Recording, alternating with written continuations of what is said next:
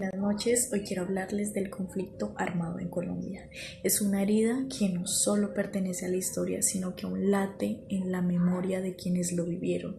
El conflicto no solo son fechas y estadísticas, es una experiencia humana que marcó pueblos enteros, que cambió destinos, que ha dejado huellas en nuestra cultura y en nuestra forma de ver la vida. Colombia ha vivido más de 60 años de conflicto armado interno.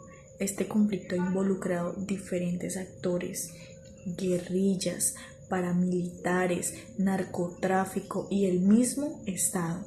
Su origen tiene raíces profundas, como son la desigualdad social, la lucha por la tierra, la exclusión política y más adelante la presencia del narcotráfico que alimentó la guerra con dinero y armas.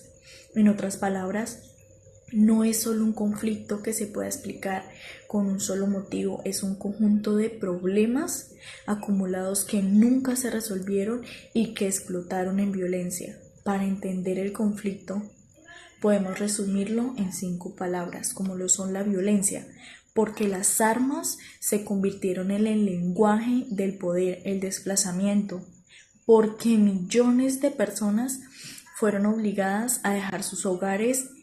Resistencia, porque hubo comunidades que a pesar del dolor decidieron no rendirse. Memoria, porque recordar es la única forma de no repetir. Y esperanza, aún en la guerra se mantiene la convicción de la paz. Las causas del conflicto son la desigualdad, la economía que dejó a millones en la pobreza, la concentración de tierras en pocas manos que limitó las oportunidades de campesinos, la exclusión política que cerró las puertas y participó de ciertos sectores, y en las últimas décadas el narcotráfico que se convirtió en combustible para mantener la guerra. Estos son los problemas que crean un ambiente en el que la violencia pareciera la única salida para algunos, aunque en realidad no solo generó más que sufrimiento. El costo humano ha sido inmenso, más de 9.000 millones de víctimas registradas en Colombia, en nuestro país. Esto incluye muertos, desplazados, secuestrados, desaparecidos, sobrevivientes, violencia sexual, millones de familias que tuvieron que abandonar sus tierras, dejando atrás no solo sus casas, sino también sus recuerdos, sus historias, sus sueños. Además de eso, huellas psicológicas y profundas, generaciones enteras que crecieron con miedo, aprendiendo a callar, a no confiar y a sobrevivir en silencio. El conflicto solo afectó a las víctimas directas, también transformó nuestra sociedad. Generaciones enteras quedaron marcadas por el miedo y la desconfianza hacia instituciones. Muchas comunidades rurales fueron estigmatizadas injustamente por vivir en zonas del conflicto. El desarrollo de vastas regiones se detuvo, y lo más grave, se instaló una desconfianza profunda hacia el Estado y hacia las personas entre sí. Lo más importante es no olvidar que detrás de esta cifra hay un rostro humano, que cada víctima tiene un nombre, una familia y un futuro.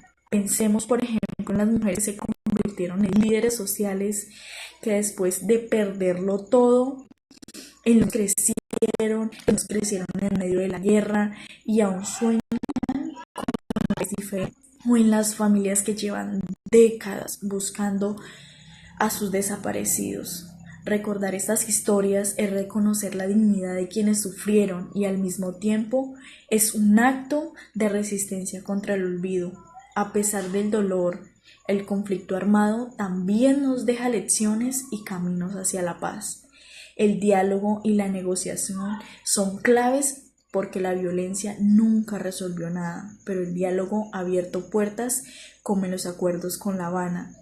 La verdad y la memoria son historia porque son necesarias, porque sin verdad no hay reconciliación. La justicia y la reparación en las víctimas son fundamentales porque reconocer su sufrimiento es garantizar que nunca más pase.